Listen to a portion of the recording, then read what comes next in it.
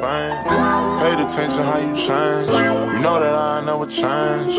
Know that you ain't feeling my pain. Yeah. 2016, I got locked in. We don't need no cameraman. If Kavis ain't shooting that bitch, that shit getting shot.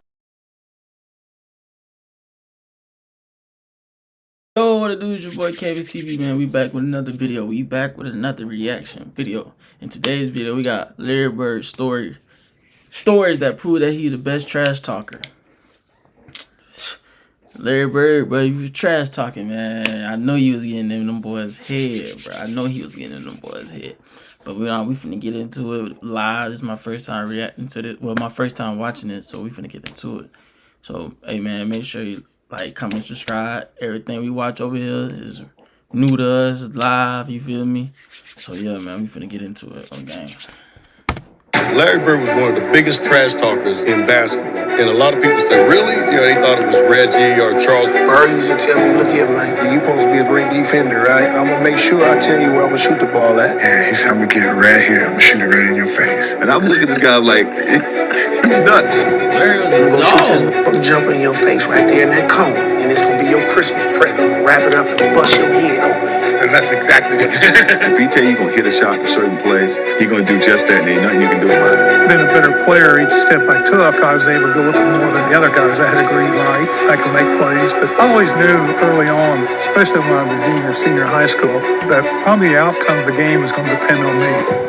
Well, yeah, I interviewed Gary Payton, a venomous trash talker. And I asked him who the most vicious trash talker he's ever encountered. He said Larry Bird. Oh, no question. Bird talk shit like we talk. Let me tell y'all something. Bird used to tell me, look here, man, I'm going to go shoot this motherfucking jumper in your face right there in that cone. And it's going to be your Christmas present. I'm going to wrap it up and bust your head open. All that shit. He told me, young fella, let me tell you something. I can shoot a jumper anywhere I want to. Nah. Yeah, if Bird talking shit to Gary Payton, and Gary Payton, bro, if you know Gary Payton game, that nigga talk shit. Shit, he was just talking shit to KD last night when they was KD against the Warriors, man. Him and KD was going at it, man. So I know Bird was getting on Gary Payton ass. You're supposed to be a great defender, right? I'm going to make sure I tell you where I'm going to shoot the ball at. And I was like, man, come on now. You're not going to shoot the ball. And so he said, I'm going to take you over in that corner right there. You see it over there by my bench, right? And I'm going to give you something, and it's going to be this jumper. So he went right to that corner, and I'm up on him. I'm under him. And he said, young fella, what did I tell you I was going to do? And he turned around, raised up, and it was all drone.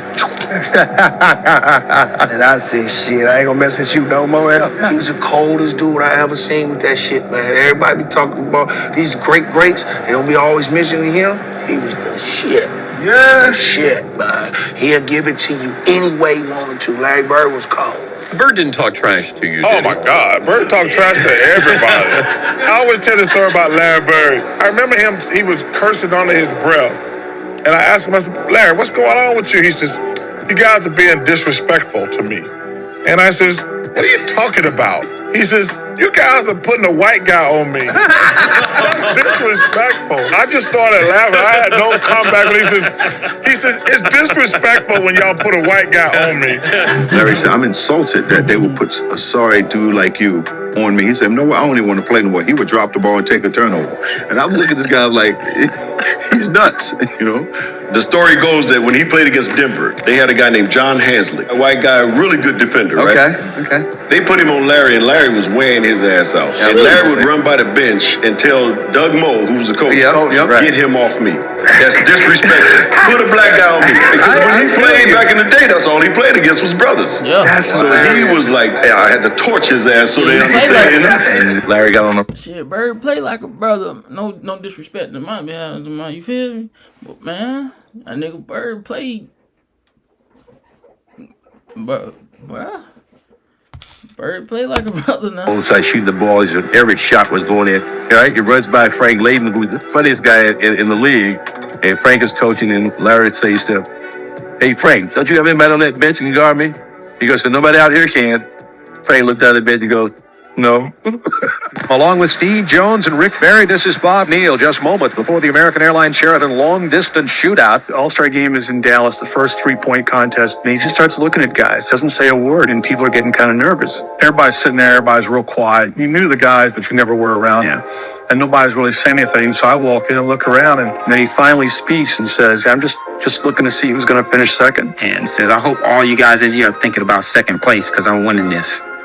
Excuse me? Did you really say that? Who's playing for second? Yeah, I did. I felt so bad. When you walked in there, what were you thinking when you made that announcement to the room? Just messing with all those guys? I know going into that, I remember in the locker room, Robert said something that there's no way in hell I was going to win that three-point contest. So I knew right then I had to win. That chick's had my name on it for a week now, and I knew I was going to win this thing. I've been practicing, and my teammates said I wasn't going to win it, but I came back and lucked out, really.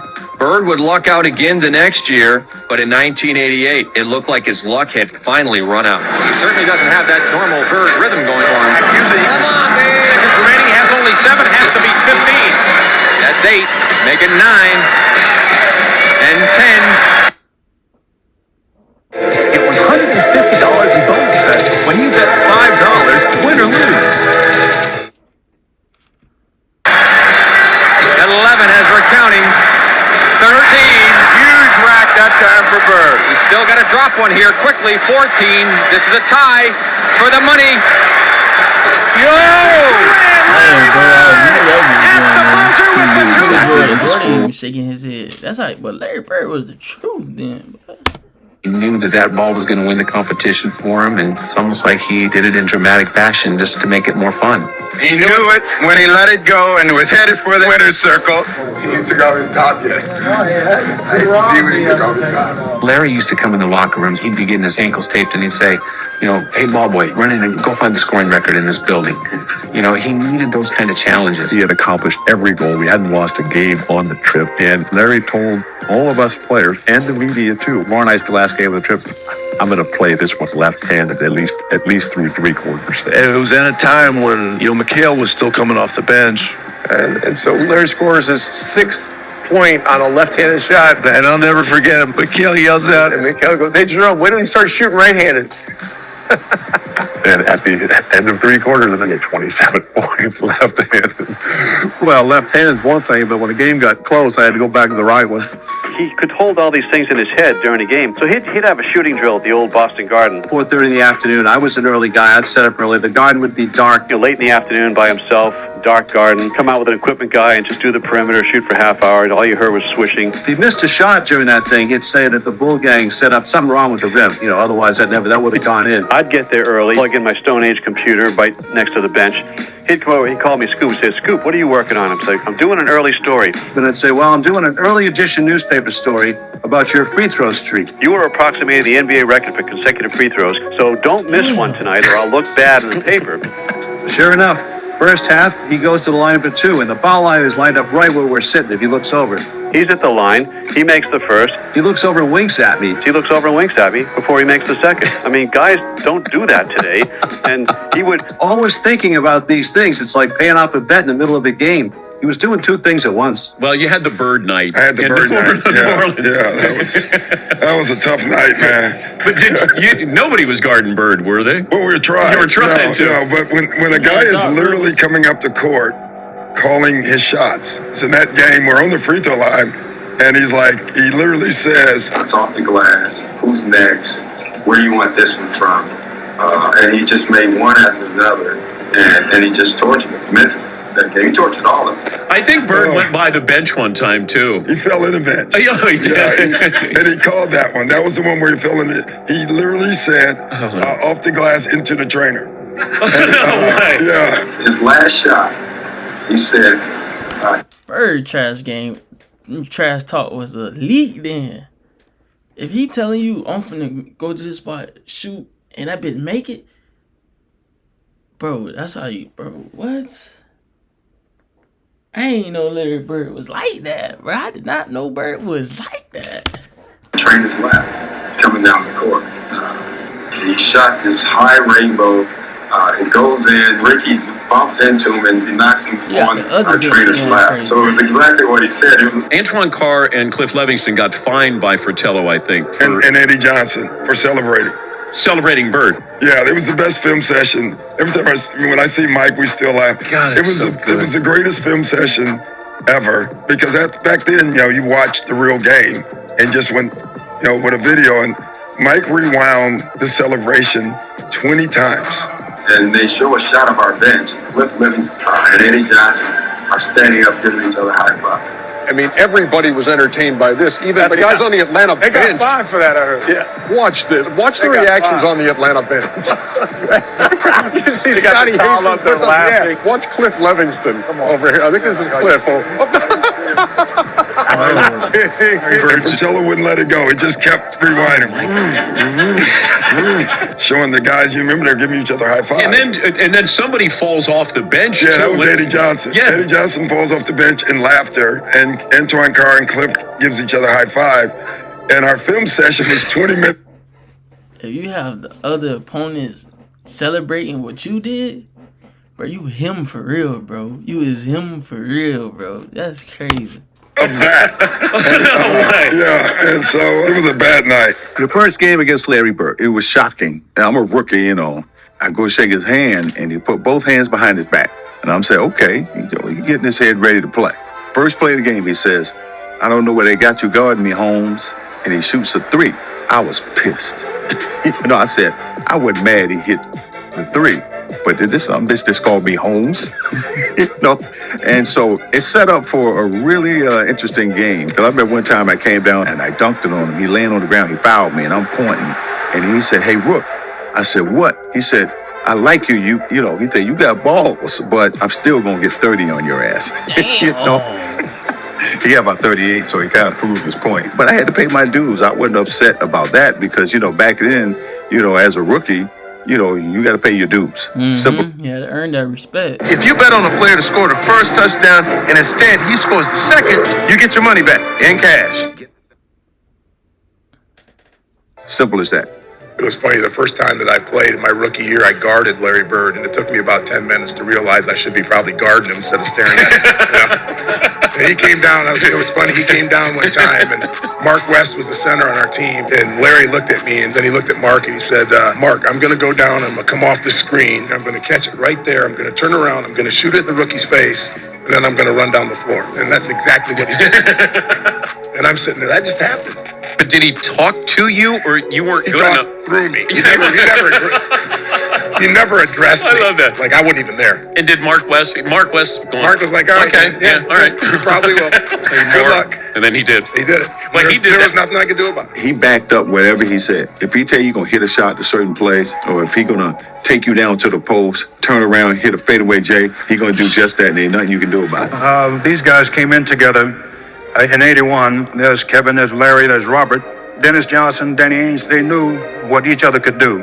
And what I did was said, okay, let's see what's happening out there. And you'd see Larry shooting the 3-pointer, and then I call a timeout, and they didn't count the 3-pointer. Larry just hit what would have been the game-winning shot. The KC called timeout. It won't count. It does not count. Boston had called a timeout. Larry came back to the bench, and he was a little upset. So he's very upset with that. So I diagrammed the play. He says, heck with the play, Case. You guys, when I come back after timeout, I'm going to go right to the same spot. I'm going to kick it in. Give me the ball and tell all the rest of the guys to get out of the way. I said, shut up, Larry. I'm the coach here. Okay. All right. Dennis, you take the ball out, give it to Kevin, then you throw it to Larry, and everybody get the hell out of the way. Celtics are down by 2 points, and Bird is out by the 3-point line, and he's being guarded by a guy named Johnny Hott. He goes down before the ball is thrown in, and he's standing right in front of the Phoenix bench, and he looks at all the guys on the bench and says, yeah, I'm just fixing to bust a 3 on you guys and just go home. I'm tired of this. And he says, watch my hand as I follow through. And, Johnny High sort of smiles and laughs about it. And I was supposed to cut off the high post and post up for a second and then go across and set a pick. Well, I came off the pick and I was wide open and I stood there waiting for the ball. I ain't gonna lie. I was playing back then and I had Bird on my team. Well, all I'm doing is passing the Bird. I'm gonna be 20 assists a game. Yeah, you do it. I ain't even got to scope. You just do you.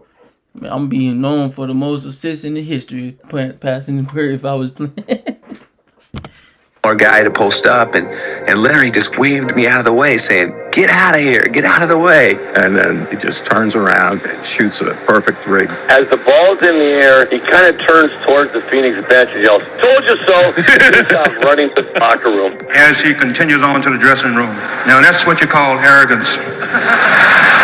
And for that time, I learned to run Larry's play, not the coach's play. He wanted the light on him.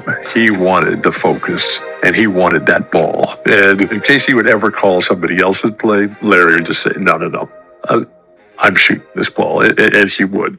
I get a charge when I tell someone on the opposing team that I'm going to hit the last second shot and then do it. That's what it's all about. Tie game, 13 seconds to play. Celtics basketball. During timeout, I'm going through a play, and about that time, Larry steps in and says, "Coach, why don't you just give me the ball and tell everybody to get out of the way?" It's Larry. If he wants the ball, he wants the ball.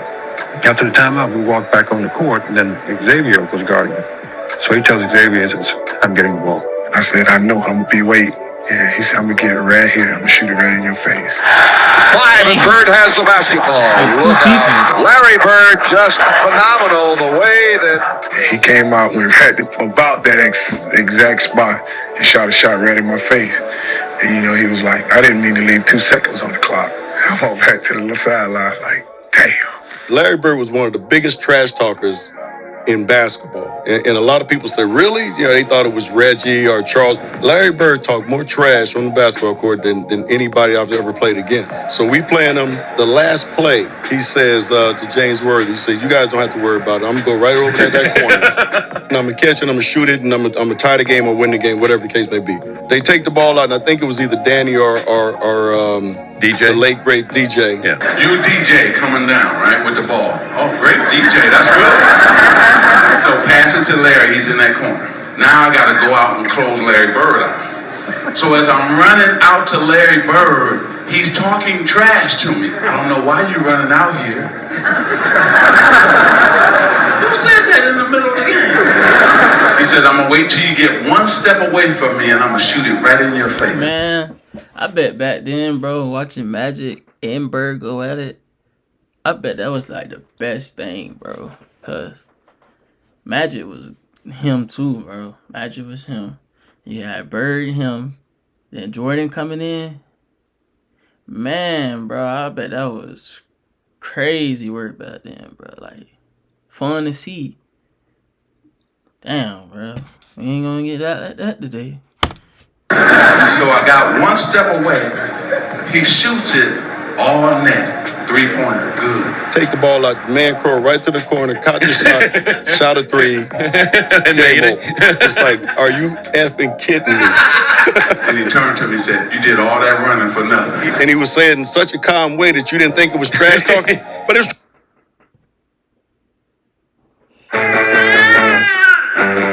It's 10 feet. One shot makes you a suit for 20. But it's trash talking. You're not going to tell me you're going to go over there and shoot the ball in my face. That's trash talking. But he would tell you before the play even started. He'd tell you where he's going. He'd tell you when he catches, there's nothing you can do about it. And it was great trash talking because it wasn't vulgar. I mean, he wasn't pounding his chest. You can just be standing next to him. I would jump out and try to block a shot on rotation. And he'd say, Scott. You jump high, but you don't jump that high. You can't get this. Scott, you're a little too late. Scott, you're not getting that. Why are you even jumping? Why are you running out of it? But it was all game. He say something like, don't do that. Yeah, don't do that. I mean, he talked the whole game, and it was, after the game and after years of thinking about it, you're like, man, that dude, why he's one of the greatest players ever played. He was ridiculous. He came out here. Our sportscaster played the Superman theme when he was talking about him that night after the game. Because he did everything, points, rebounds, assists, just steals, you name it. Larry has such a great mind for the game. Larry was doing everything to take the win, bro. Really, it was just him. Damn, bro. Larry. You didn't put Larry in your top 5, bro. I'm glad y'all got me reacting to this, bro. A respect for him as a competitor. That competitive nature, the work ethic, because I asked a lot of questions. You know, playing with Byron Scott, I asked him a lot of questions. Eddie Jones, Magic, James Worthy, Kurt Rambis, all the Laker greats, I would always sit down and just ask them questions. What actually happened there? What did you feel there? Why? You know, Bird tough to defend. Why? Because you look slow as shit to me. So it's like, I'm missing something. So like, tell me what I'm missing. You know what I mean? You know, like I was saying, growing up in Boston, people all used to always talking about that he can't jump, he can't do this, he can't do that. And, you know, a lot of my friends was like that, you know. So, I got to the league. I called all my friends back up. I said, you know, all that trash that you were talking, you need to squash all that. This man is great. Whatever you were saying for a man who can't jump, he's demolishing everybody. He's doing it on everybody. He's doing it on the best defensive players in the league. Yeah, I never forget driving and I'm listening to a game. It's New Mexico State playing Indiana State. I don't really care about the game, but New Mexico State is right up the streets from El Paso, and I went to UTEP, and we're big rivalries. So I'm hoping that Indiana State will beat New Mexico State. And I'm listening to the radio, and I have no clue of the players on either team. All of a sudden, this name keeps coming. Bird. He goes to the right. Bird. He makes the shot. Bird. I said, God damn, who's Bird? Bird. You know, here's Bird, and Bird this, and Bird, oh, did you see the pass that Bird made? I can't see it, but I'm just trying to imagine it. When the time I got to the end, I said, damn, that brother can play. When I got the newspaper the next morning and saw Larry's picture, I said, damn. Larry, it wasn't you know, be honest with you. The young lady that said you were her favorite player, mine too. I love you too, Magic, but not as much as I like Bird. People always talk about great basketball players, and they don't never mention him to be up in that round. But Larry Bird was cold. Yeah, I don't think nobody ever could get out with him. You ask Magic. That's why Magic had a run, and he was mad when he had to retire in '92 because of what he was going to be missing with Larry Bird. And then you remember Larry Bird took 2 more years, and then he quit because he said his main guy who he wanted to play against is gone.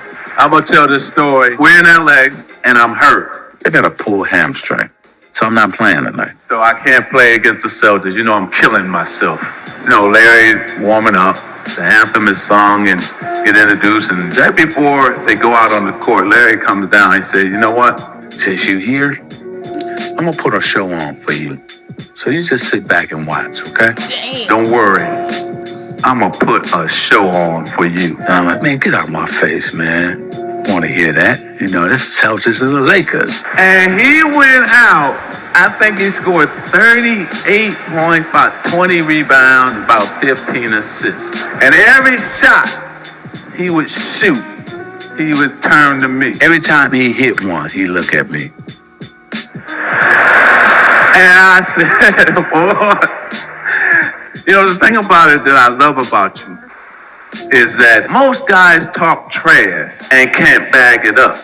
But Mr. Bird, you know you can bag your trash talking up. And last but not least, I'm going to say this because you told me one line. You only told me one lie in your career. Only one. And you only lied to the fans and all the people in the world one time. Do you know what that lie was? You don't remember, do you? Larry Bird said that there would be another Larry Bird one day. And Larry, there will never, ever, ever be another Larry Bird. And so, peace of mind, and I signed it to you, to the greatest basketball player ever, but more important, a friend forever. I love you, I respect you, and I admire you.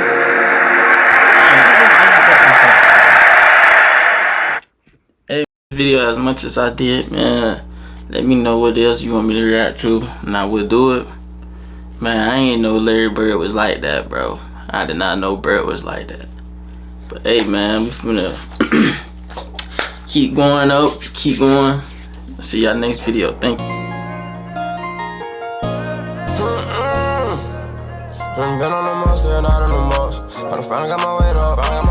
Leaving the counter, my nigga head down. I told him to stay.